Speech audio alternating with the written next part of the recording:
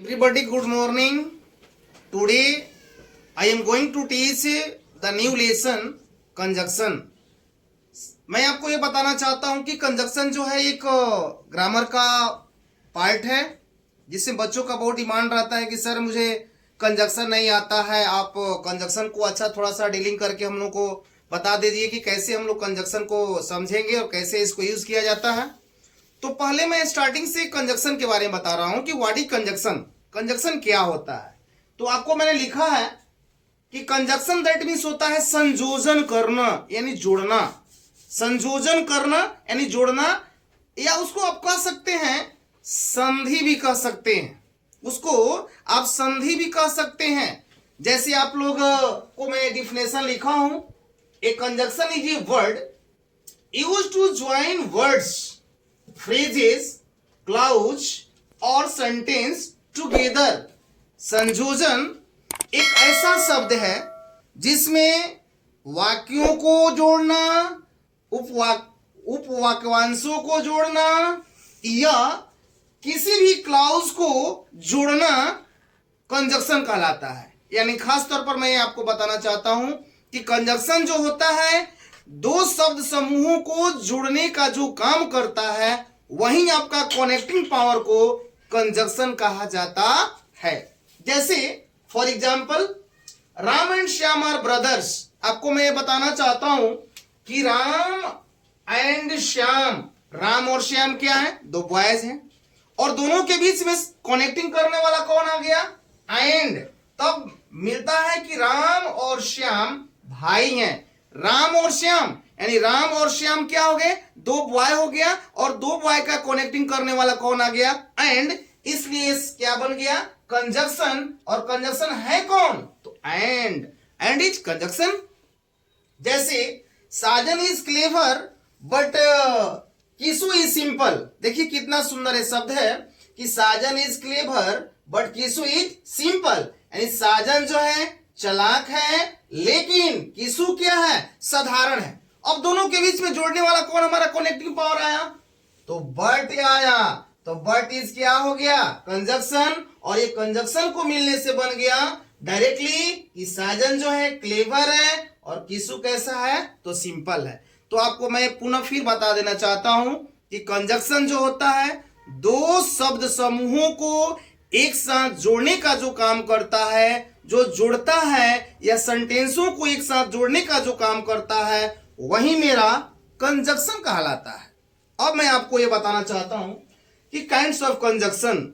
Conjunction आपके दो प्रकार के होते हैं, एक होता है कोऑर्डिनेटिंग कंजक्शन और एक होता है सब ऑर्डिनेटिंग कंजक्शन। तो कोऑर्डिनेटिंग कंजक्शन क्या होता है, तो कोऑर्डिनेटिंग कंजक्शन के बारे में आपको मैंने डिफाइन लिखवा दिया कि the conjunction which joins two equal rank that is called the coordinating conjunction. Coordinating conjunction कहने का मतलब होता है कि संयोजक दो समान श्रेणी के शब्दों को एक साथ जोड़ने का जो काम करता है उसको कोऑर्डिनेटिंग कंजक्शन कहते हैं। एक ही रैंक का इक्वल पावर होना चाहिए, बॉय है तो बॉय के साथ, गर्ल है तो गर्ल के साथ, पेन है तो पेंसिल के साथ। अब ये नहीं कि पेन है तो मछली के साथ हो जाएगा, अगर बॉय है तो जानवर के साथ हो जाएगा, ये नहीं। कोऑर्डिनेटिंग कंजक्शन में क्या होता है कि दोनों जो पोजीशन होना चाहिए वह इक्वल होना चाहिए और इक्वल वाले समान श्रेणी को कोऑर्डिनेटिंग कंजक्शन कहा जाता है। जैसे Ram is poor but honest. Ram गरीब है लेकिन क्या है, ईमानदार है। राम क्या है, गरीब है, यानी पुअर भी यहां पर एडजेक्टिव है और ऑनेस्ट भी आपका एडजेक्टिव है, और दोनों एडजेक्टिव जो एक साथ में जुड़ गया तो ये मालूम चल गया कि राम भले गरीब है लेकिन ईमानदार है। तो यहां पर एडजेक्टिव दो समरूपता की भावनाओं में बताया गया है, पुअर भी हमारा एडजेक्टिव हो गया और यहां पर ऑनेस्ट भी एडजेक्टिव हो गया। तो पुअर एडजेक्टिव, ऑनेस्ट एडजेक्टिव को दोनों को जो बीच में जो कनेक्टिंग करने वाला कोऑर्डिनेटिंग पर्सन आया वह हमारा क्या आ गया, बट। उसको मैं बोलता हूं कोऑर्डिनेटिंग कंजक्शन का एग्जांपल। जैसे Sohan is dancing and Rita is singing. Sohan is dancing और यहां पर यदि मैं रीता लिख दिया, अब आपको मैं ये बताना चाहता हूं कि रीता जो हो गई ये क्या हो गया, सोहन लड़का है और रीता लड़की है, तो ये हमारा कॉन्जक्शन में इस तरह का पावर नहीं होगा। अगर यहां पर मैं अगर राम लिख देता हूं तब ये क्या हो गया, सही होगा। अब सोहन के साथ में रीता को कंपेयर कभी कर सकते हैं, नहीं कर सकते हैं। तो आपको मैंने वहां पर आपका इरर बनाने के लिए जो काम किया, वहां पर मैंने एडिट कर दिया कि Sohan is dancing and Ram is singing, यानी सोहन नाच रहा है और राम जो है गा रहा है। तो Sohan dancing and Ram singing, तो सोहन भी मेरा क्या है, बॉय है, और राम भी क्या है, बॉय है। दोनों अपना अपना काम करते हैं, एक नाचते हैं और एक गाते हैं, और दोनों के बीच में इक्वल जो मेरा रैंक बना वह एंड आया। कनेक्टिंग करने वाला कंजक्शन कौन आया, एंड आया। इसलिए मैं कह सकता हूं कि कोऑर्डिनेटिंग कंजक्शन है। जैसे he knows both Hindi and English, वह हिंदी और इंग्लिश जानता है। देखिए वह दोनों जानता है, हिंदी और इंग्लिश। तो यहां पर कहने का मतलब है कि हिंदी भी मेरा सब्जेक्ट हुआ और इंग्लिश भी मेरा सब्जेक्ट हो गया, और दोनों को जानने का काम मैं जानता हूं। तो he knows both Hindi and English, वह दोनों जानता है, हिंदी और इंग्लिश, और दोनों के बीच में जोड़ने वाला कौन काम करता है, एंड। इसलिए मैं बोलता हूं एंड इज कोऑर्डिनेटिंग कंजक्शन। तो आप लोग भली भांति सब समझ गए कि कोऑर्डिनेटिंग कंजक्शन क्या होता है। Coordinating conjunction which joins two equal word या sentence, that is called the coordinating sentence. Coordinating sentence उसको बोलते हैं जिसमें समान श्रेणियों को एक साथ जोड़ने का जो काम करता है उसको मैं कोऑर्डिनेटिंग कंजक्शन कहता हूं। जैसे Ram and Shyam, Sita and Gita, pen और पेंसिल, दोनों इक्वल रैंक है, दोनों इक्वल पोजीशन है, और दोनों का जोड़ने का जो कनेक्टिंग पावर बनता है वह हमेशा कोऑर्डिनेटिंग कंजक्शन के अंतर्गत में आता है। अब मेरा दूसरा क्या होता है, सब ऑर्डिनेटिंग कंजक्शन। सब ऑर्डिनेटिंग कंजक्शन का हिंदी जो अर्थ होता है आश्रित उपवाक्य। आप लोग घर में भी जानते हैं आश्रित उपवाक्य क्या होता है। जैसे घर में कोई गार्जियन आ गया, और गार्जियन आपके क्या होते हैं, प्रिंसिपल होते हैं, वो हमारे मालिक होते हैं, और बच्चे क्या होते हैं, सबऑर्डिनेटर होते हैं। अगर सबऑर्डिनेटर को कुछ गलती होती है तो वह प्रिंसिपल से कह सकता है, लेकिन प्रिंसिपल की गलती वह सबऑर्डिनेट से नहीं कह सकता है, वह किसी अपने से ऊपर से मदद को मांग सकता है।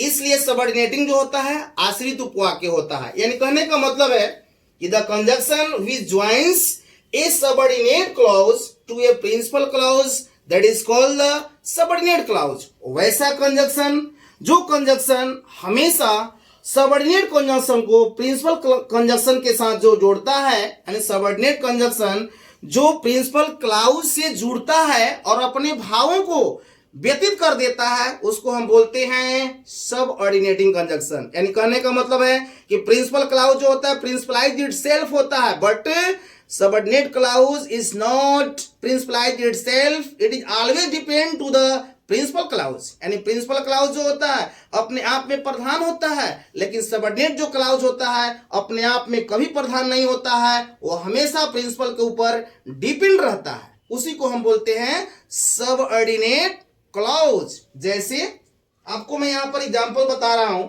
He said that he was absent, he said that he was absent, वह कहा कि वह अनुपस्थित था। अब देखिएगा, वह कहा कि वह अनुपस्थित था, वह अनुपस्थित था, बट कह नहीं रहा है, कहने वाला दूसरा हुआ। इसलिए जो कहा वो मेरा प्रिंसिपल होता है, और जो नहीं कहा चुपचाप बैठा था उसको सबऑर्डिनेटिंग कंजक्शन बोलते हैं। यानी दैट ही वाज एब्सेंट, ये मेरा सबऑर्डिनेटर हो गया, और ही सेड क्या हो गया, प्रिंसिपल हो गया। क्योंकि प्रिंसिपल नहीं रहता तो ये जानकारी नहीं होता कि वह कहाँ है, अनुपस्थित है कि कहीं भाग गया है कि चाट छोला खाने गया है। वह बताने वाला जो काम करता है वही मेरा प्रिंसिपल होता है। जैसे you will pass if you work hard, यदि आप परिश्रम करेंगे तो निश्चित है कि पास हो जाएंगे। अब कहने का मतलब है कि यदि आप परिश्रम करेंगे तो आप क्या हो जाएंगे, पास हो जाएंगे। तो इफ यू वर्क हार्ड जो है ये मेरा सबऑर्डिनेटर है, ये मेरा एससी है, सबऑर्डिनेटर है, और ये हो गया पीसी है, ये प्रिंसिपल क्लाउज है।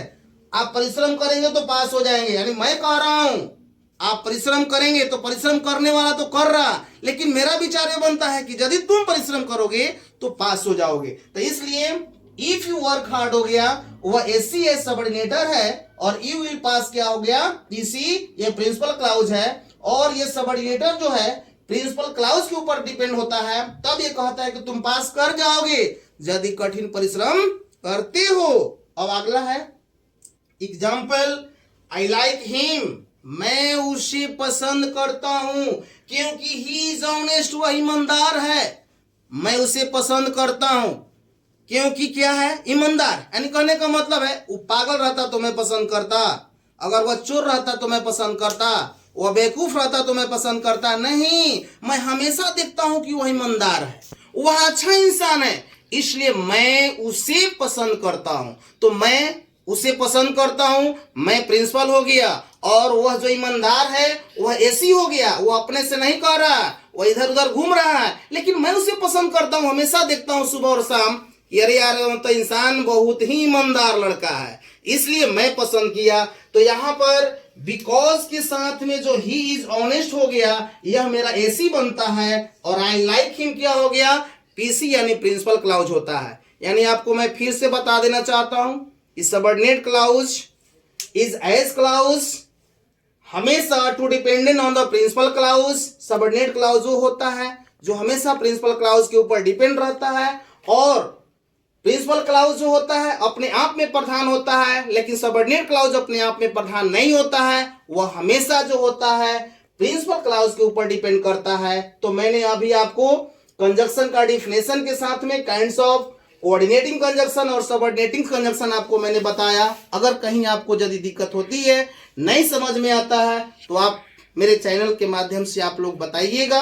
आप जो भी दिक्कत होगा मैं उसको क्लियरेंस करूंगा, और मेरा नेक्स्ट पार्ट जो सेकेंड में बनाऊंगा, यूज ऑफ कंजक्शन, कंजक्शन का यूज आप लोग कैसे कैसे करेंगे, कौन सा कंजक्शन कैसे होता है, मैं सेकेंड पार्ट में आपको बताऊंगा। इसलिए यदि ये आपका कंजक्शन अगर लाइक लगा तो मेरे चैनल को लाइक एंड सब्सक्राइब करेंगे।